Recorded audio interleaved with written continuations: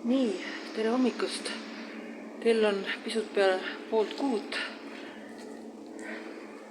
Ja ma siin olen jälle teel enne Kukke ja Koitu oma ujumispaika.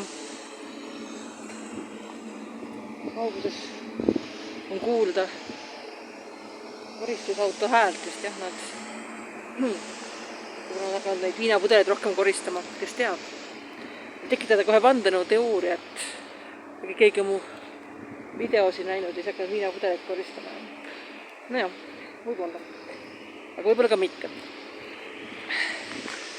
Et jah, ilmad lähevad kogu külmemaks, asi läheb külmemaks. Ma panin selga praegu Eesti lemmik demoniseeritud firma riietuse ehk siis Temust ostetud riideseme, millel eesti keeles nime polegi. See on selline samaaegselt tekk, nagu maani tekk. Maani tahab. Ja siis selline kapuutsiga nagu karvane hõlst, nagu näeb välja nagu mingi abaia või midagi, ma ei tea, midagi sellist. Aga hästi soe, ma panin selle selga, ma loodetavasti ei ole ööriietus praegu väljas, kuigi ongi praegu öö, nii et vahet ei ole, et ma olen ööriietus või mitte. Keegi sõitis mööda. Et ma ei olegi üksinda.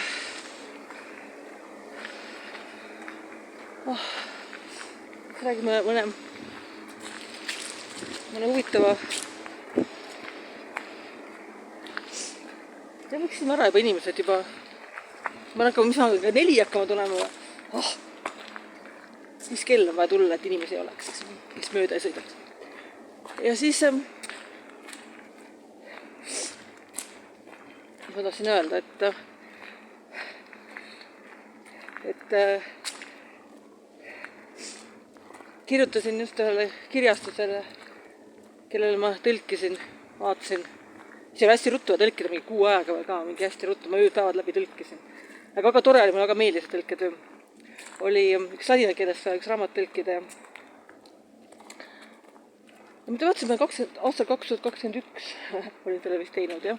Et 4 aastat tagasi ja pidi kohe nagu, hästi kiire oli, pidi kohe trükki minema ja noh. Ja siis siiamaani pole läinud ja 2 aastat tagasi kirjutasin, et nad teevad pilte mingid, teevad sinna ja kusjuures toimetav, kes oli väga šef-fisik juba, temaga tegime töö juba ära ka 100 aastat tagasi.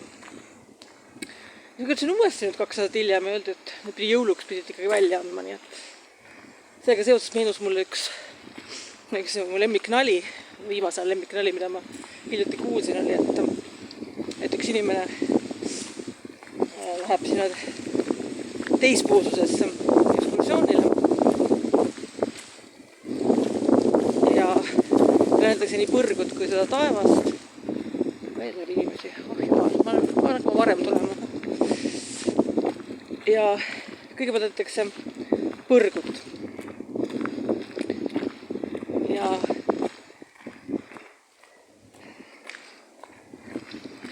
seal on, põrgus on siis selline nagu tuba, kus kõik kirjad, surad, grafomaanid, kirjanikud, tõlkijad, ma ei tea, mingid vaimuinimesed, ma ei tea, kuidas neid peab kutsuma, higi jooksmas näolt kirjutavad. Ja samal ajal need kell, mis on seina peal, need seirid liiguvad nagu tohutult kiiresti edasi. Aega üldse pole, juba kirjutame, tohutu põrgu. Ja siis on väga õudne tuba. Tahab siis taevast näha, viiakse taevatuppa. Ja see on nagu täpselt samasugune tuba. Midagi erinevat ei ole. Ja inimene on nagu segaduses, et ta ei tea, millist kinnisvara endale siis muretseda pärast surma. Ja küsib, et kuulge, et see on täpselt samasugune nagu põrgu. Et ma nagu mingit vahet ei näe. Ja selle peale ütleb teda saatev keskastme juht, ehk siis ingel. Et vaadake selles teises toas, mis on taevas, paradiis, eks. Selles teises toas neid avaldatakse ka. See oli naljakas, sellepärast, et jah. Ma ise mõtlesin, et jah, et ja ma ise nagu suudaks vabalt mingi 5 lehte päevas, olen mingis tekstis ka, eks, mis tekstiga on tegemist, mõni on raskemad. Vahepeal tahaks puhata ka võib-olla mõni päev 3 lehte päevas. Mõnda kergemad teksti pole 10 lehte päevas, eks. Niimoodi, vabalt jõuaks tõlkida. ja väga eksootilistest keeltest isegi suudaksin. Aga jah, avaldamisega on probleeme ja siis see tekitab frustratsiooni ja siis see suhtlemine inimestega, see on nii vastik. Ma mõtlesingi, et peaks enda kirjastuse tegema, aga see on ka vastik. Jah. Ja sa oledki nagu teiste armust, aga kuna sa oled nagu mitte keegi, siis on siis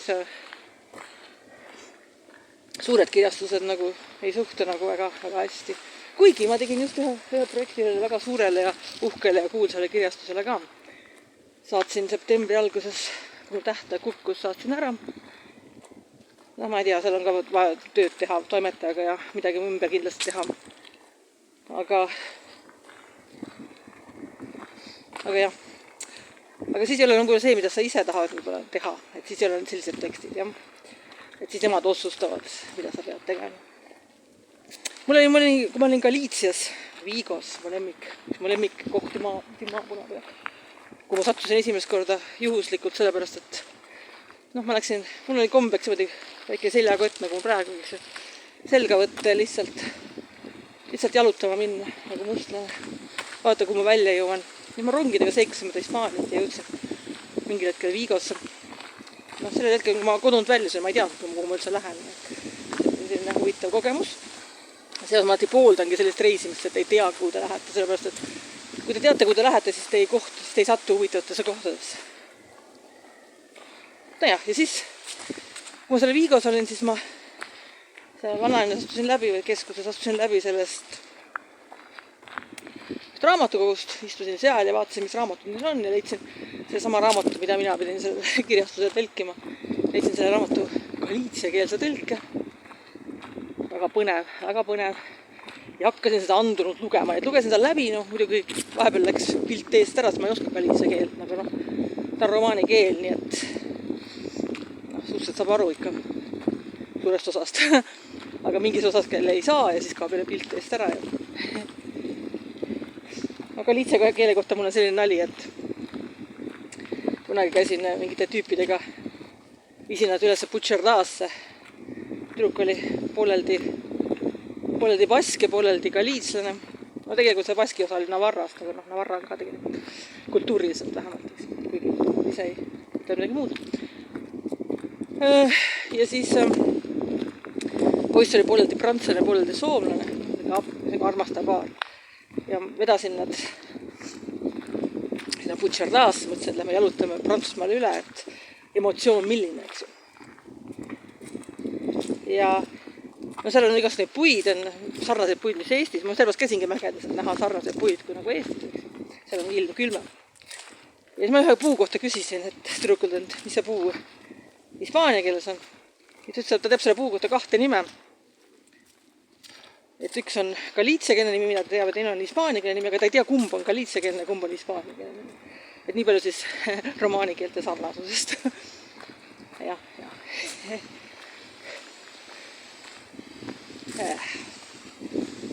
Meil Eestis ka, eks ju, kask ja kõiv, eks ju. Kask on, eks ju, see põhja-eestikeelne ja kõiv on, kus mõnest kasest mööda ruttu minema, aga kõiv on lõuna-eestikeelne.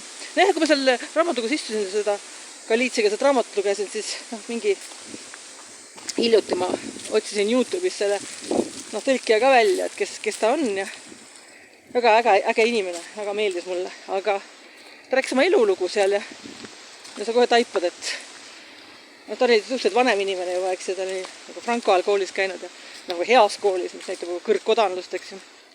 Ja teatav, ma hakkasin kohe mõtlema selle Maslow vajaduste püramiidile, et see püramiid on nii, et nagu baasvajadused peavad olema rahuldatud, et kui sa nagu silla all elad ja midagi süüa ei ole ja õhku pole hingata ja siis kaua me muid kõrgemaid vajadusi rahuldama ei hakka. Aga see eneseteostusvajadus on see kõige üleval. Nüüd enne seda peab olema ikka terve hulk muid vajadusi olema rahuldatud. Aga mis siis saab, kui need muud vajadused ei ole rahuldatud? Ja? Kas siis saad oma eneseteostusega tegeleda? Jah, saab, aga see on tee sellise võib-olla väga tugev närvikava, mida minul võib-olla ei ole. Aga võib-olla on, mõnikord on. Aga kui see tung on ikkagi tegeleda, sellest hoolimata, et muud vajadused on rahuldamata, siis võib ka halvasti lõpetada. Võib lõpetada mingis hullumajas näiteks või enesetapuga või. mingite muude asjadega. Mina nendes kohtades lõpetada ei kavatse. Mul on võib-olla närv natuke tugevam, aga noh, eks see raske ole. Värv hakkab taevas muutuma. No nii. Vähemalt hea soe õlst, et kuidagi väga külm on alati tagasi tulla sealt ujumast. See vesi ega soojemaks ei lähe. No nii, keegi on jälle siin natuke taarat mulle jätnud. Mis see siis nüüd on? Kas see on mingi kokteil või mokteil? See on keegi for me. Pomegranate and ginseng, ehk siis granaat, tõun ja zhen-zhen. Noh, väga selline idamaine kasulik jook. Ütleb good energy, hea energia, ma ei tea. Aga 10 senti ma sellest saan.